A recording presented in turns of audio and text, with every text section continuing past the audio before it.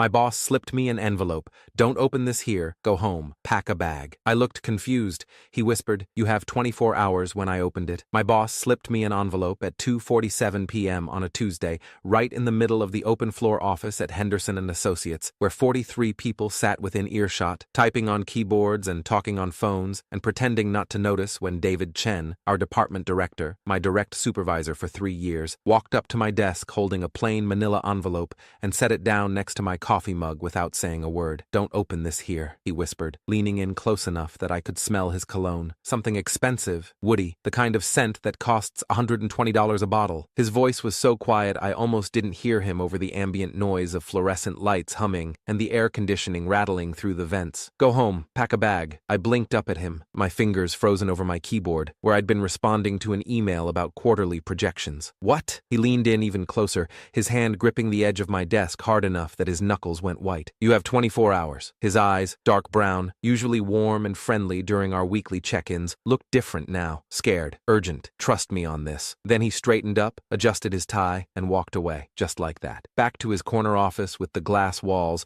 where he sat down at his desk and started typing like nothing had happened. Like he hadn't just delivered what felt like a threat or a warning or something I couldn't begin to process. The office buzzed around me, phones ringing, keyboards clacking, my coworker Jessica 2 desks over laughing at something on her screen, someone in the break room running the coffee maker, everything normal, everything mundane, everything exactly as it had been 60 seconds ago before my world tilted sideways. I stared at the envelope. Plain manila, 9x12, nothing written on the outside, sealed with the kind of metal clasp that makes a soft clicking sound when you open it. I held it all day, through 3 more emails, 2 conference calls, a meeting about the Morrison account that I barely participated in because my brain was somewhere else entirely. My palms sweated. The envelope sat on my desk like a bomb, and everyone who walked past my workstation felt like they were staring at it, noticing it, wondering why I hadn't opened it. By 4:47 p.m., 1 hour before end of day, I couldn't take it anymore. I grabbed the envelope, told Jessica I was going to the bathroom,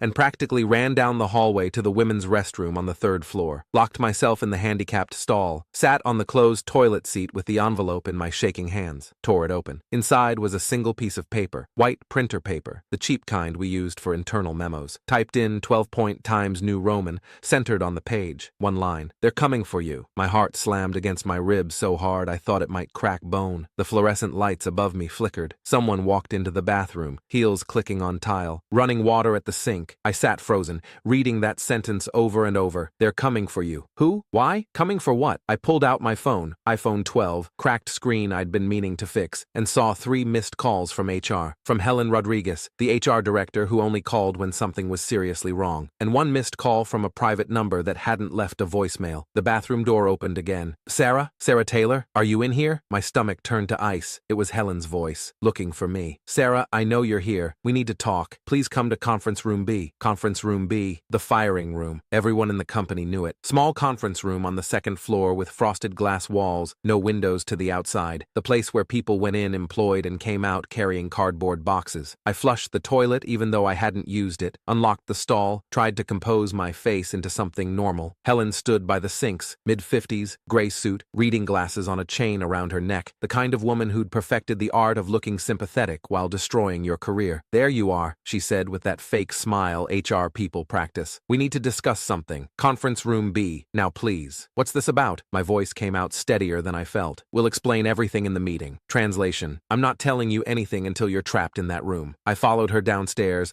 my legs moving on autopilot. Through the office, where people deliberately didn't look at me, everyone knows what it means when HR walks you somewhere, down the stairs, past the water cooler, to conference room B with its frosted glass and terrible overhead lighting. When I walked in, the whole management team was there. 5 people sitting around the small conference table. Helen Rodriguez at the head, Gary Mitchell from legal wearing his perpetual frown, Christine Park from accounting with her tablet and stylus, Tom Harrison, the VP of operations, and David Chen sitting silently in the corner, still not looking at me. Fake smiles, fake sympathy. The energy in the room like a funeral, where no one particularly liked the deceased. Helen gestured to the empty chair across from her. Please sit. I sat. The chair was too low, which I was pretty sure was deliberate. Make the person being fired feel small, off balance, powerless. Helen opened a folder, pulled out a stack of papers, positioned them carefully in front of her. Sarah, thank you for coming. This is a difficult conversation, but I'll get right to it. Due to recent allegations of financial fraud involving client accounts. We're terminating your employment effective immediately. The words hit me like physical objects. What? I actually laughed, this hysterical bark that echoed off the frosted glass. What fraud? I don't even handle client funds. I'm in project management. Helen kept talking in that slow, calm, rehearsed voice HR people use when they're following a script written by lawyers. We've received credible evidence that you've been systematically diverting client funds into a personal account. Over the past 8 months, approximately $43,000 has been misappropriated. This constitutes gross misconduct and potential criminal activity. You're out of your mind. My hands were shaking now, pressed flat against the table. I have never, not once, touched client money. I don't have access to financial systems. Check my credentials, check my login history. Gary from legal slid a folder across the table. These are bank statements showing deposits to an account in your name. Account number ending in 7743. Your signature on the authorization forms. I opened the folder with numb fingers. Bank statements from Chase Bank. Account holder, Sarah J. Taylor. My social security number. Deposits every 2 weeks for 8 months. $500 here, $200 there, $800, $3,000. Amounts that added up to $43,127 according to the highlighted total at the bottom. My signature at the bottom of each transfer authorization. Except I'd never signed these. I'd never seen this account. This wasn't mine. This isn't my signature, I said, my voice rising. I've never opened this account. Someone forged. The handwriting analysis says otherwise, Gary interrupted. We had a forensic document examiner compare these signatures to your employment contracts, your direct deposit forms, your expense reports. It's a match. I turned to David, who'd been silent this entire time, staring at the table like it held the secrets of the universe. David, you know me. 3 years I've worked for you. You know I didn't do this. He finally looked up. His jaw was tight. His eyes met mine for exactly 2 seconds before sliding away. You should go home, Sarah. Something in the way he said it. Not angry, not accusatory, but careful, deliberate, like he was trying to communicate something he couldn't say out loud. Trust me. The envelope, the warning, 24 hours. Fine, I said, standing up. My legs felt like water. I'll go home, but this isn't over. I didn't steal anything, and I'm going to prove it. Helen stood too, pulled a cardboard box from under the table. They'd had it ready, had known exactly how this would go. Security will escort you to collect your personal items. You have 15 minutes. Your access cards and company laptop need to be surrendered before you leave the building. I took the box, walked out of conference room B in a daze. Security guard, Marcus, who I'd chatted with 100 times in the lobby, followed me upstairs with his eyes carefully neutral, watched while I packed my desk, framed photo of my parents, my coffee mug with the cat on it that my sister had given me for Christmas, the succulent plant that had somehow survived 3 years of my neglect, a stress ball shaped like a brain that I squeezed during difficult calls. Jessica watched from her desk, eyes wide. Sarah, what's happening? I'll tell you later, I said, because Marcus was standing right there, and I didn't trust my voice not to crack. 15 minutes later, I was in the parking garage, sitting in my car, 2019 Honda Civic, still had that newish car smell, with a cardboard box on my passenger seat, and my entire life feeling like it had just collapsed into rubble. I drove home on autopilot. 23 minutes through Chicago traffic, past the lake that looked gray and cold under April clouds, to my apartment in Lincoln Park. 1 bedroom, $850 monthly rent, 4th floor walk-up. Parked in my assigned spot. Carried the box upstairs with hands that wouldn't stop shaking. Found a second envelope under my door. Plain white this time. No address, no stamp. Someone had hand-delivered it, had slipped it under my door while I was being fired, while my life was being systematically destroyed by people I'd trusted. I unlocked my apartment, dropped the box on my kitchen counter, tore open the envelope. Inside was a flash drive. Kingston 32 GB, the cheap kind you buy in bulk at Office Depot. No note, no explanation. I booted up my personal laptop, MacBook Air, 3 years old, running slow but functional, and plugged in the drive with fingers that felt like they belonged to someone else. 1 file, audio recording, MP3 format, file name, proof, MP3. I clicked play, static first, then voices, David Chen's voice, immediately recognizable, and another voice, female, bright, cheerful, in that performative way that set my teeth on edge even through the recording. Jenna Mitchell, the office angel, 26 years old, blonde hair always perfectly styled, brought homemade cookies every Friday, flirted with every manager over 35, smiled like she'd never had a negative thought in her life. The coworker everyone loved because she was so sweet and so helpful and such a team player. So it's done? Jenna's voice on the recording, laughing, not her professional office laugh, her real laugh, sharp and satisfied. She'll actually take the fall? The documents are perfect, David's voice. I switched the authorization forms last week, used the signatures from her expense reports, scanned them, printed them on the bank forms. By the time anyone looks close enough to notice their forgeries, she'll already be fired. My blood turned to ice in my veins. I sat frozen at my kitchen table, laptop screen glowing, that audio file playing evidence of my destruction. God, you're good at this, Jenna said. How long did it take you to set up the account? 3 weeks. Had to use her social, her address, make it look real enough that the bank wouldn't flag it. The deposits were easy, just redirected client payment processing through a backdoor in the accounting system. Small amounts, spread out, nothing that would trigger alerts. And she doesn't suspect anything? She's clueless. Perfect target. Works hard, keeps her head down, never questions authority. She'll be gone by end of day tomorrow, and I'll have full control of the Morrison account. $2.3 million budget, all the commission, all the credit. What about the money in the dummy account? We split it.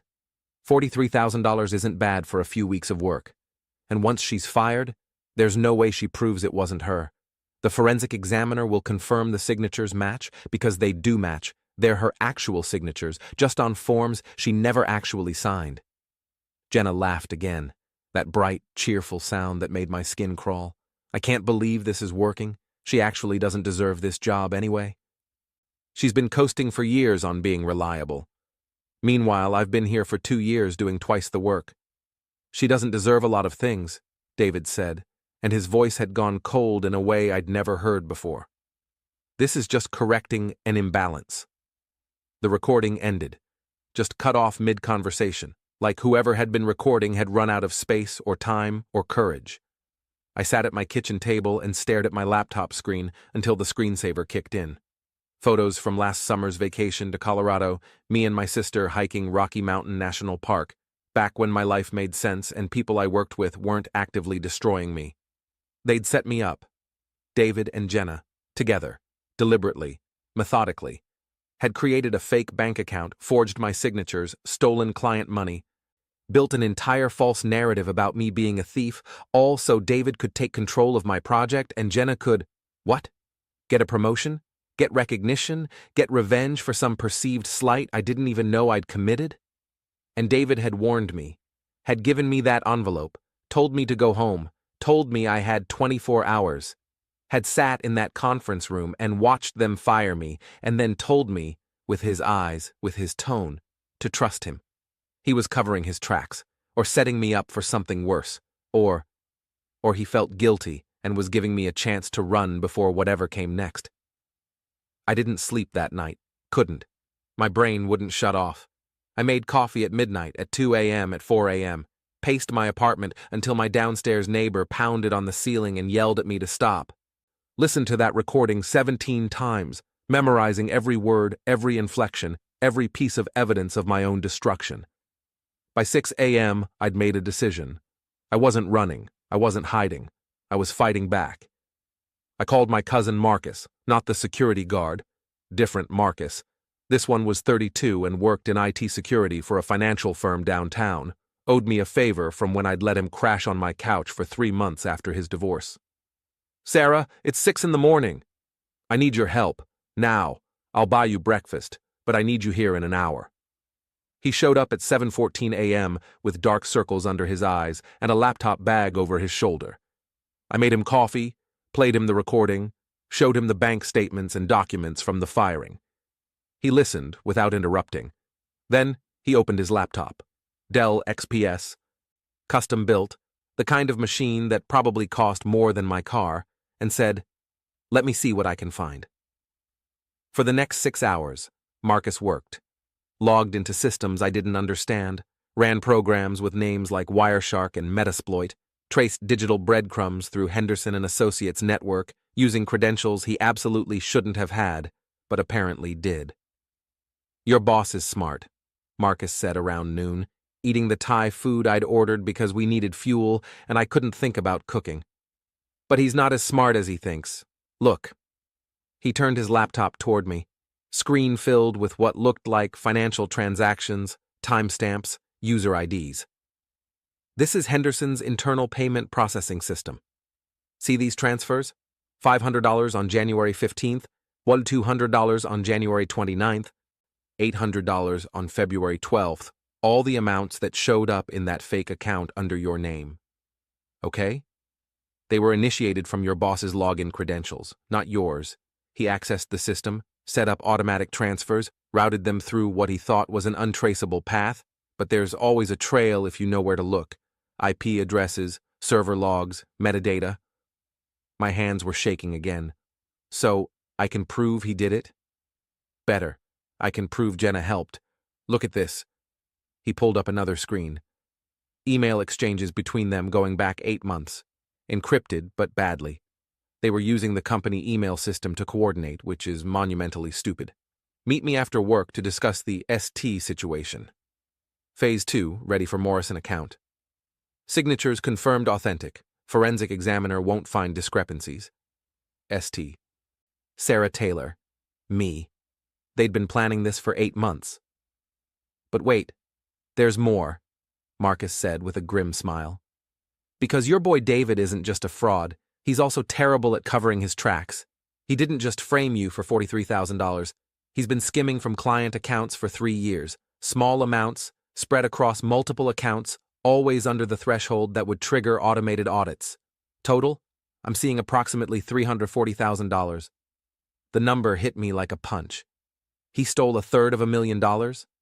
From clients, from Henderson and Associates, and he was going to pin it all on you if anyone ever noticed. You were the fall guy, not just for this one thing, but for everything. I stood up, paced my apartment, looked out my 4th-floor window at Lincoln Park below. People walking dogs and jogging and living normal lives where their bosses weren't sociopathic criminals. What do? Marcus closed his laptop. You have evidence now. Recordings, forensic data, email trails. You call a lawyer, get everything documented properly, establish chain of custody, then you burn them down. I called Sarah Chen, no relation to David, despite the shared last name. An employment lawyer I'd met at a networking event 2 years ago. Left a voicemail at 1:47 p.m. explaining I'd been wrongfully terminated and had evidence of fraud. She called back 17 minutes later. Come to my office, now. Bring everything. At 4:30 p.m., I sat in Sarah Chen's office in the Loop, 20th floor, windows overlooking Michigan Avenue, the kind of office that cost $600 an hour and was worth every penny. She listened to the recording. Reviewed Marcus's findings, read the termination documents. This is extraordinarily clear-cut, she said. They committed fraud, forgery, and wrongful termination. The recording alone is damning. Illinois is a one-party consent state, so if someone involved in the conversation recorded it, it's admissible. The financial forensics seal it. What do? Monday morning, Henderson and Associates is having their monthly all-hands meeting. Every employee, every manager, the CEO. I know because I've done work with them before. They're predictable. She smiled, sharp and predatory. I think you should attend. I'm fired. Security won't let me in. You're not fired. You're on administrative leave pending investigation of allegations you haven't had the opportunity to refute. That's what I'm going to argue if they try to stop you. And I'll be with you. Monday morning came with spring rain that made Chicago's streets smell like wet concrete and exhaust. I wore my best suit, charcoal gray, the one I'd bought for my last promotion that now felt like it belonged to a different life. Met Sarah Chen in the lobby of Henderson and Associates at 8:47 a.m. Ready? She asked. No, but let's do it anyway. The all-hands meeting was in the large conference room on the 5th floor, space for 80 people, projector screen at the front, CEO James Henderson standing by the podium looking grim. The room was already full when Sarah and I walked in. People turned, stared, whispered. David Chen saw me, and his face went white. Jenna Mitchell was sitting 3 rows back, perfectly styled as always, and when our eyes met, she smiled that bright, false smile before it faltered. Security started toward us, but Sarah held up her hand, showed her attorney credentials. My client has a right to address allegations made against her character and professional reputation. If you'd like to forcibly remove her, I'll be filing an additional lawsuit for violation of her rights. James Henderson looked confused. What's going on? Sarah Taylor? You were terminated last week. Wrongfully, I said. My voice carried across the room, steady and clear. But before you continue your meeting about the serious breach of trust you mentioned in your company-wide email this morning, you might want to hear what I have to say. Henderson looked at Helen Rodriguez from HR. She shrugged helplessly. 5 minutes, Henderson said. Then security removes you. I walked to the front of the room, pulled out my laptop, connected it to the projector system. Sarah stood beside me, her presence a promise that everything I was about to do was legal and protected. My name is Sarah Taylor.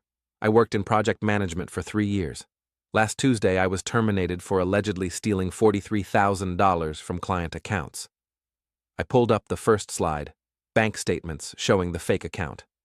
These documents were presented as proof. My signature, my social security number, my account. Murmurs through the room. David was staring at his shoes. Jenna had stopped smiling. Except I never opened this account. Someone forged my signatures, used real signatures from my expense reports and scanned them onto fake bank documents. Next slide. The forensic comparison Marcus had prepared, showing how the signatures were identical because they were literally photocopied.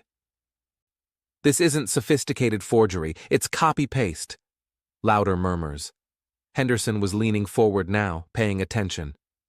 The person who did this was very careful, covered their tracks, used my credentials, my information, built a perfect case against me. I paused. But they made one mistake. They told someone about it. I hit play on the audio file. The recording filled the room. David and Jenna's voices, clear and damning, discussing how they'd framed me, how they'd forged documents, how they'd stolen money and planned to make me take the fall. The room erupted. People standing, exclaiming, pointing at David and Jenna. Henderson's face went from confused to furious in the space of 3 seconds. Wait, David stood up. That recording is fake. It's edited. You can't. It's authenticated, Sarah said calmly. Forensically verified by 2 independent experts. And before you claim it was taken out of context, we have the full 18-minute recording and written transcripts. I pulled up the next slide. Marcus's financial analysis. But that's not all. Because while David Chen was busy framing me for $43,000, he was actually stealing $340,000 from Henderson and Associates over 3 years. Small transfers from client accounts, always under $5,000 to avoid audit triggers, routed through shell accounts, converted to cryptocurrency, then back to cash. Silence now. Complete, total silence. Henderson grabbed the podium like he needed it for support. How do you have this information? Forensic IT analysis. All of it documented, time-stamped, ready for law enforcement review. I looked directly at David. You were good, but not good enough. Security was moving now, but not toward me. Toward David and Jenna.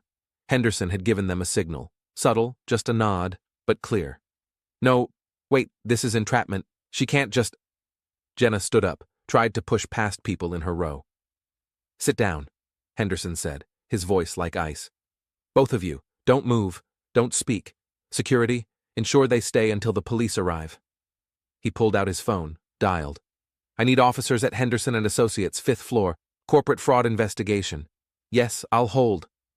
I unplugged my laptop, stepped back. Sarah touched my arm gently. Well done, she whispered. David was staring at me with this expression of betrayal that would have been funny if it wasn't so pathetic. Like I was the one who'd done something wrong by not quietly accepting being destroyed. Henderson hung up the phone, looked at me. Ms. Taylor, I owe you an apology. Multiple apologies. For the wrongful termination, for the failure to properly investigate, for the damage to your reputation and career. You can apologize formally in writing, Sarah said before I could respond. Along with her back pay, compensation for damages, and a significant settlement to avoid the lawsuit we're prepared to file. Henderson nodded slowly. Of course. Whatever Ms. Taylor requires. The police arrived 12 minutes later. 2 officers from the Financial Crimes Unit, Detective Lisa Martinez and Detective Robert Chang, both carrying tablets and looking like they'd seen this kind of thing before and were tired of corporate fraud. They arrested David and Jenna right there in the conference room. Read them their rights while 80 employees watched in silence. David tried to explain, to justify, to somehow talk his way out of handcuffs and reality. Jenna cried, loud, dramatic sobs that might have worked on the managers she'd been flirting with but didn't move Detective Martinez at all. You have the right to remain silent, Martinez said flatly. I suggest you use it. They were led out past me. David stopped, met my eyes one last time. That envelope, he said quietly. I was trying to warn you. I wasn't trying to. You weren't trying to destroy me? I asked. Because the recording says otherwise. I felt guilty. At the end, I tried to give you a chance to what? Run? Hide? Let you get away with it? I shook my head. You gave me 24 hours. I used them to build a case. Thanks for the head start. They took him away. The meeting dissolved into chaos. People crowding around me with questions, apologies, shocked reactions. Henderson trying to restore order, HR looking like they wanted to disappear through the floor.